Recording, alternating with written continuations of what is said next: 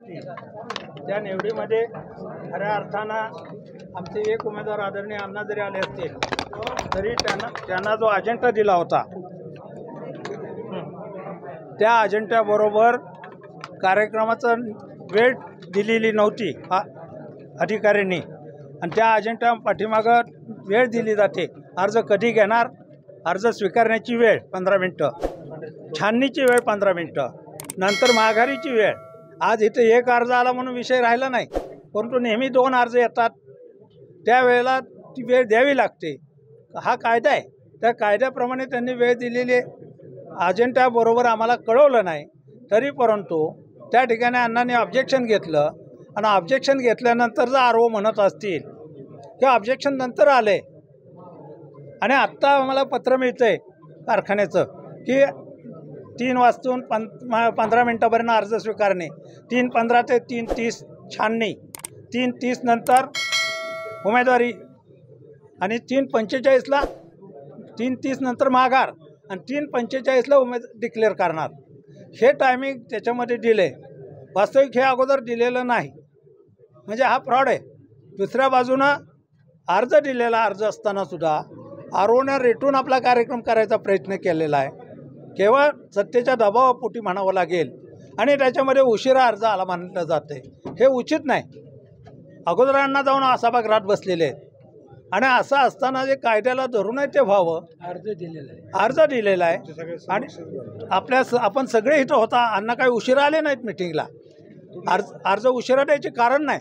आणि दुसरी गोष्ट त्याच्याबरोबर केंद्र सरकारचे एक कोड ऑफ कंडक्ट म्हणून आहे मिनिस्टरसाठी, केंद्राच्या आणि राज्याच्या यांच्यासाठी एक कोड ऑफ कंडक्ट आहे, त्याच्यामध्ये त्यांना चेअरमन होता येतं का नाही ते सुद्धा लिहिलेलं आहे। जर केंद्र सरकार काही गोष्टी खरेदी करतं देतं ते त्या मिनिस्टरचे संलग्न असतील विषय तर त्याला त्याच्यामध्ये सहभाग घेता येत नाही।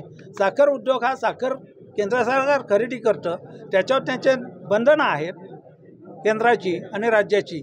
असं असताना या ठिकाणी चेअरमन होणं ही बेकायदेशीर आहे काय, आणि म्हणून या ठिकाणी कोणत्याही परिस्थितीमध्ये आज उपमुख्यमंत्र्यांची झालेली निवड ही बेकायदेशीर आहे आणि चेअरमन पदावर झाले ते निवडून आले इतपत बरोबर आहे, पण ही माळेगाव कारखाना फेडरल संस्था नाही।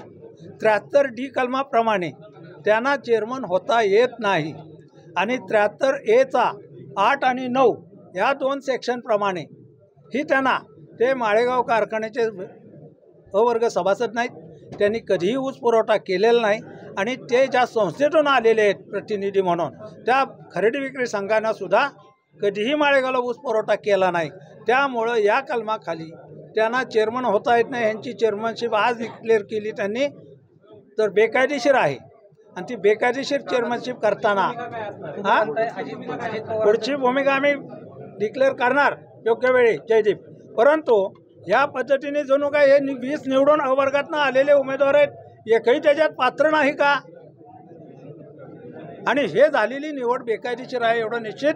त्याच्या संदर्भात आम्ही त्यांना पत्र दिलेले, कोड ऑफ कंडक्टची कॉपी दिलेली आणि हे सुद्धा दिलेलं आहे, अर्जसुद्धा आमचा 22मध्ये दिलेला निर्णय खंडपीठानं तो आरओवर लागू होतोय। त्यांनी कंटेम्प्ट ऑफ कोर्ट केलेला आहे, म्हटलं तर काय वावगं ठरणार नाही। आत गेल्यानंतर अर्ज त्यांचे आले, अर्ज आल्यानंतर त्यांनी छाननी सुरू केली। छाननी सुरू असताना मी माझा तक्रारी अर्ज दिला आणि तक्रारी अर्ज दिला आणि त्यात मी सांगितले त्यांना की औरंगाबादच्या खंडपीठानं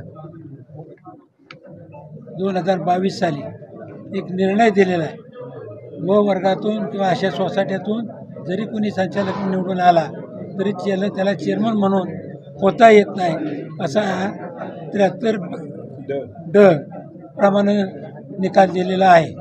लक्षात आलं का? हे आपण त्यांना दिलेले, परंतु त्याला रेटून करायचं असल्यामुळं त्यांनी आपलं हे सगळं चालवलेलं आहे, वास्तविक कायदेशीर नाही, चुकीचं आहे।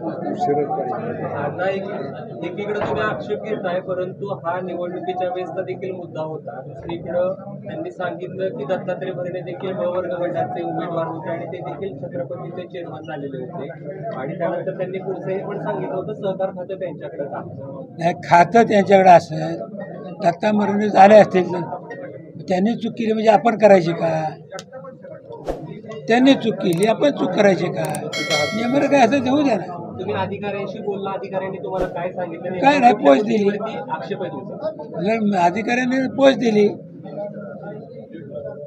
काही न्यायालयीन लढाई आपण लढणार आहात का? हा योग्य वेळेला जाहीर करू. तुम्ही आता इथून पुढे कोणाकडे तक्रार करणार आहे? योग्य वेळेला जाहीर करू. पण आता एकंदरीत जर बोलायचं झालं तर तुमचं एकमेव उमेदवार तुम्ही निवडून आलेला हो. आणि नेमका आक्षेप घेण्याची नेमकी कारणं काय आहेत असं तुम्हाला? कारखान्याचं कामकाज कायदा पोटनियम ह्याचमधून चालावं, कोणावरती अन्याय होऊ नये, न्याय मिळावा, संस्था व्यवस्थित चालावी, लक्षात जागा असं आम्हाला वाटतं की ज्याच्याकडून सभासदाला 2 पैसे अधिकचे मिळावे. खंडपीठाचं जजमेंट कधीच आहे? 22 सालचे 2022. ही जी झालेली चेअरमन निवड आहे, बेकायदेशीर आहे असं वाटतं? चेअरमन निवड 100% बेकायदेशीर आहे.